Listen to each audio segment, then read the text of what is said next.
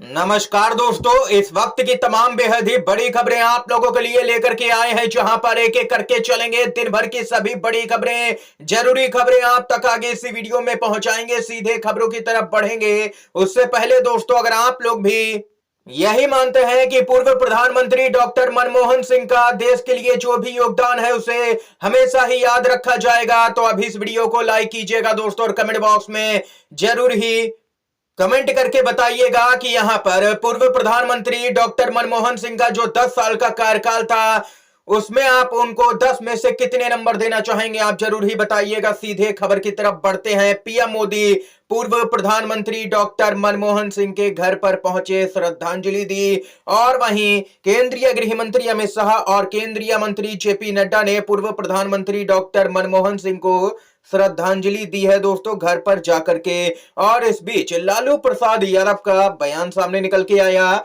लालू यादव बोले, मनमोहन जी का जाना इस देश के लिए बड़ी क्षति है। मनमोहन जी से ज्यादा ईमानदार नेता कोई नहीं हो सकता है। दोस्तों, सोशल मीडिया पर लोगों की राय सामने निकल के आ रही है। एक सोशल मीडिया यूजर ने कहा कि आज की भावुक श्रद्धांजलियां यहां पर पढ़ रहा हूं और 2013-14 याद कर रहा हूं, जब डॉक्टर मनमोहन सिंह का लगातार अपमान हो रहा था, जिसके मुंह में जो आता था बक देता था। गुजरात मॉडल के गुण गाए जाते थे।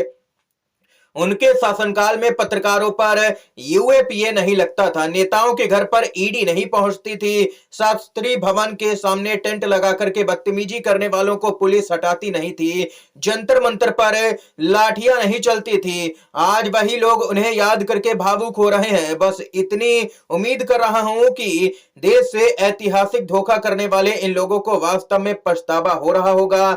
एक अन्य यूजर ने दोस्तों पूरे मामले पर कहा कि डॉक्टर मनमोहन सिंह के बारे में कहा गया कि वह कमजोर प्रधानमंत्री थे, फिर भी प्रेस कॉन्फ्रेंस करते थे, फिर भी न्यूक्लियर डील कर दी, फिर भी 2G में देश के उद्योगपतियों को सीबीआई दफ्तर जांच के लिए बुलाया, फिर भी देश को भोजन, शिक्षा, सूचना, मनरेगा का अधिकार दिया, लेकिन बस प्रचार नहीं किया।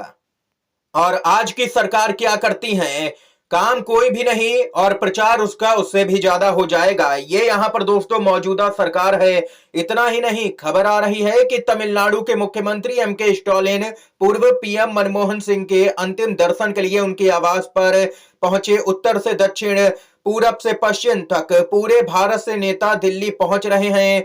यह वह सम्मान है जो डॉक्टर साहब ने अपने जीवन काल में अर्जित किया है दोस्तों। तमाम यहां पर लोग उनको श्रद्धांजलि दे रहे हैं। और इस बीच यहां पर दोस्तों ताजा अपडेट ये आ रही है सामने कि पूर्व प्रधानमंत्री डॉक्टर मनमोहन सिंह का पार्थिव शरीर एआईसीसी मुख्यालय में रखा जाएगा। कल होगा अंतिम संस्कार। कांग्रेस के सूत्रों से यह बड़ी जानकारी आई है। जी हां दोस्तों, पूर्व प्रधानमंत्री डॉक्टर मनमोहन सिंह की बेटी आधी रात के बाद भारत आएंगी। पूर्व प्रधानमंत्री के पार्थिव शरीर को दिल्ली में एआईसीसी मुख्यालय में जनता के दर्शन के लिए रखा जाएगा। कांग्रेस के सूत्रों ने यह बड़ी जानकारी दी है दोस्तों। बताते चले, राहुल गांधी और सोनिया गांधी सहित सभी नेता एआईसीसी कार्यालय में पूर्व प्रधानमंत्री को श्रद्धांजलि देंगे, जिसके बाद में उनका अंतिम संस्कार किया जाएगा।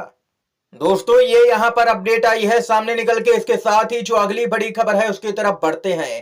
कांग्रेस में आरएसएस की सोच वालों को खोज करके निकालना होगा। राहुल गांधी के सामने सीडब्ल्यूसी की बैठक में उठी है बड़ी मांग। कांग्रेस के सांसद और लोकसभा में नेता प्रतिपक्ष राहुल गांधी की उपस्थिति में कांग्रेस वर्किंग कमेटी यानी कि सीडब्ल्यूसी की बैठक में पार्टी में आरएसएस की विचारधारा वाले लोगों को उपस्थिति पर सवाल उठा। सीडब्ल्यूसी में एक नेता ने राहुल गांधी को संबोधित करते हुए कहा कि हमारे अंदर यानी हमारी पार्टी में जो आरएसएस की सोच वाले हैं, पहले उनको खोज करके बाहर निकालना पड़ेगा।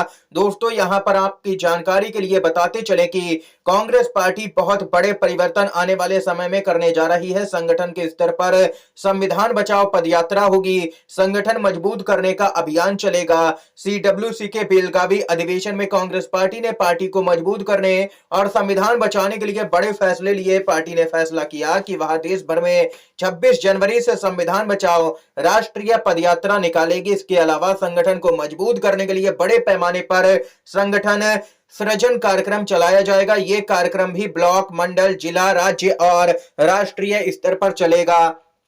कांग्रेस कार्य समिति यानी कि सीडब्ल्यूसी की 26 दिसंबर को बैठक के बाद में ये प्रस्ताव पारित किए गए हैं और कई अहम फैसले लिए गए हैं। दोस्तों यहां पर कहा जा रहा है कि 26 जनवरी से राहुल गांधी के नेतृत्व में संविधान बचाओ पदयात्रा शुरू की जाएगी, यानी कि भारत जोड़ो यात्रा की ही तर्ज पर यह यात्रा भी देश भर में निकाली जाएगी, जो कि 1 साल तक यात्रा चलेगी। यानी कि कांग्रेस पार्टी एक और बड़ी यात्रा निकालने जा रही है। अगर आप लोग भी कांग्रेस पार्टी के द्वारा संविधान बचाओ पदयात्रा जो शुरू की जानी है उसके समर्थन में खड़े होंगे तो इस वीडियो को लाइक कीजिएगा दोस्तों। इसके साथ ही जो अगली बड़ी खबर है सीधे उसकी तरफ दोस्तों बढ़ते हैं। कांग्रेस पार्टी में ताबड़तोड़ नेता यहां पर शामिल हुए हैं। भाजपा में हड़कंप, पूर्व विधायक राजकुमार की मौजूदगी में कई लोग कांग्रेस पार्टी में शामिल। जी हां दोस्तों, बताते चलें पूर्व विधायक राजकुमार की मौजूदगी में कई लोगों ने कांग्रेस पार्टी की सदस्यता ग्रहण की है। उन्होंने पार्टी के लिए मजबूती से काम करने का संकल्प लिया। बताते चले कि यहां पर जो नेता शामिल हुए हैं वे बहुत ही बड़ी संख्या में बताया जा रहा है।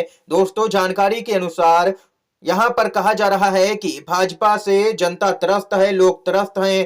कांग्रेस को समर्थन देने के लिए लोग आगे आ रहे हैं और वहीं हजारों की संख्या में कांग्रेस पार्टी में यहां पर कार्यकर्ता और नेता एक साथ शामिल हुए हैं। ये अपडेट आई है दोस्तों सामने निकल के। अगर आप लोग भी मानते हैं कि कांग्रेस पार्टी दिन पर दिन राहुल गांधी के नेतृत्व में मजबूत हो रही है तो अब इस वीडियो को लाइक कीजिएगा दोस्तों।